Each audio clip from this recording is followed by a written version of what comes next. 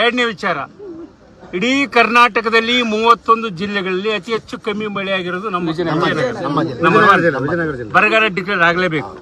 ಇದು ಒಂದು ವಿಚಾರ. ಎರಡನೇ ವಿಚಾರ, ಈ ಭಾಗದ ಜನರು ಸೊಸೈಟಿ ಮತ್ತು ಬ್ಯಾಂಕ್ಗಳಲ್ಲಿ ಸಾಲ ಮಾಡಿರೋದ್ರಿಂದ ಸಾಲದ ಒತ್ತಡ ಜಾಸ್ತಿ ಐತಿ. ಸಾಲನ ಸ್ಟಾಪ್ ಮಾಡಬೇಕು, ಎಲ್ಲಾ ನೋಟಿಸ್ಗಳು ರದ್ದಾಗಬೇಕು, ರದ್ದಾಗಬೇಕು. ಫಸ್ಟ್ ಇಡೀ ಕರ್ನಾಟಕದ ಅನ್ವಯ ಇದನ್ನು ವಿಶೇಷವಾಗಿ ಪರಿಗಣಿಸಿ ಸಾಲ ಮನ್ನಾ ಮಾಡಬೇಕು.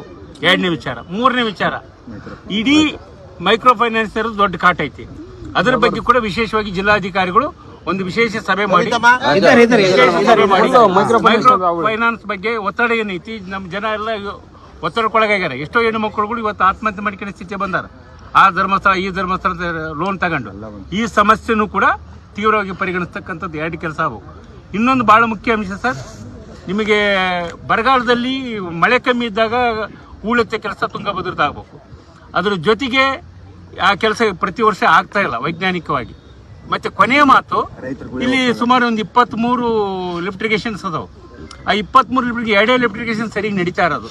ಹೊಸ ಲಿಫ್ಟ್ ಇರಿಗೇಷನ್ ನೀರು ಉದ್ಘಾಟನೆ ಮಾಡ್ತೀರಿ, ಪಿಳಿಗಲೆವೆಲ್ಲ ಕಾಲು ಹೋಗ್ತಕ್ಕಂಥದ್ದಿಲ್ಲ. ಇದು ಒಂದು ಕಡೆಗೆ. ಇನ್ನೊಂದು ಬಹಳ ಪ್ರಮುಖವಾದ ಸಮಸ್ಯೆ ಈ ಭಾಗದ್ದು, ಮರಮನಹಳ್ಳಿಯಲ್ಲಿ ಈ ಡ್ಯಾಮ್ ಕಟ್ಟ ಹೊತ್ತಿನಾಗ ಜನ ಸ್ಥಳಾಂತರಗೊಂಡಾರ. ಅವ್ರು 2 ಎಕರೆ 3 ಎಕರೆ ಅಲ್ಪಸಂಖ್ಯಾತರು, ಮುಸ್ಲಿಮರು, ಅವರು ಎಲ್ಲರೂ ಹೊಡ್ಕೊಂಡಾರ. ದಲಿತರು ಒಂದು ನಿಮಿಷ ಅವನು ಹೊಡ್ಕೊಂಡು ಇಷ್ಟು ವರ್ಷ ಆದ್ರೂ ಕೂಡ ಅವರಿಗೆ ಪಟ್ಟ ಕೊಟ್ಟಿಲ್ಲ. ಪಟ್ಟಕ್ಕೆ ಅಪ್ಲಿಕೇಶನ್ ಮಾಡ್ತಾರೆ. ಡ್ಯಾಮ್ ಕಟ್ಟಿ 73 ವರ್ಷ. ಒಂದು ನಿಮಿಷ ಸರಿ, 23 ವರ್ಷ ಡ್ಯಾಮ್ ಕಟ್ಟಿ ಇಷ್ಟು ವರ್ಷ ಆದ್ರೂ ಅವ್ರಿಗೆ ಪಟ್ಟ ಸಿಕ್ಕಿಲ್ಲ. ಪಟ್ಟ ಸಿಗಬೇಕಂತ ಕೂಡ ಏನಾಯ್ತು, ಇವ್ರು ಬಂದಾಗ ಒಂದು ಕುಗ್ರಾಮ ಅದು ಮರಿಯಮ್ಮನಹಳ್ಳಿ ಅನ್ನೋದು, ನಂತರ ನಗರ ಆಯ್ತು, ಗ್ರಾಮ ಪಂಚಾಯತಿ ಆಯ್ತು, ಪಟ್ಟಣ ಪಂಚಾಯತಿ ಆಯ್ತು. ಈಗ ಪಟ್ಟಣ ಪಂಚಾಯತಿ ಕಾಯ್ದೆ ಏನ್ ಮಾಡೈತಿ, 3 ಕಿಲೋಮೀಟರ್ ಒಳಗಿರ್ತಕ್ಕಂಥ ಭೂಮಿಗಳಿಗೆ ಪಟ್ಟ ಕೊಡಕ್ ಬರಲ್ಲ ಅಂತ ಆಕ್ಟ್ ಇದೆ. ಇದು ನಿಮ್ಮ ಪಾರ್ಲಿಮೆಂಟ್, ಇದು ವಿಧಾನಸೌಧದಲ್ಲಿ ಇದು ಚೇಂಜ್ ಆಗಬೇಕು, ಇಲ್ಲ ಕ್ಯಾಬಿನೆಟ್ ಡಿಸಿಷನ್ ತಗೋಬೇಕು, ತಗೊಂಡು ಇದನ್ನ ನ್ಯಾಯ ಕೊಡಬೇಕು. ಈ ಜನರಿಗೆ ನ್ಯಾಯ ಕೊಟ್ರೆ ಪಟ್ಟ ಸಿಕ್ಕರೆ ಇವರಿಗೆ ಒಂದು ದಾರಿ ಆಕತಿ. ಬಹಳ ಜನ ಏನು ಹೊಡೆದಲ್ಲ, 2 ಎಕರೆ 3 ಎಕರೆ ಹೊಡೆದಿರ್ತಕ್ಕಂಥ ಇರೋದು, ಏನು 5 ಎಕರೆ 10 ಎಕರೆ ಹೊಡೆದಾರೆ ಯಾರು ಇಲ್ಲ. ಎಲ್ಲ ಬಡ ಜನರೇ ಸುಂದರ, ಎಲ್ಲ ಬಡ ಜನರು ಅದಾರ. ಇದನ್ನ ನ್ಯಾಯ ಒದಗಿಸಲೇಬೇಕು. ಇಷ್ಟು ಬಹಳ ಪ್ರಮುಖ ವಿಷಯಗಳು ಅದಾವು.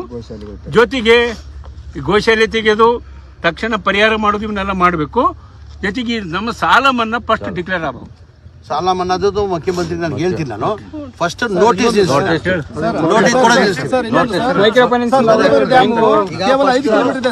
ನಿಲ್ಲಿಸುವ ನಾವು.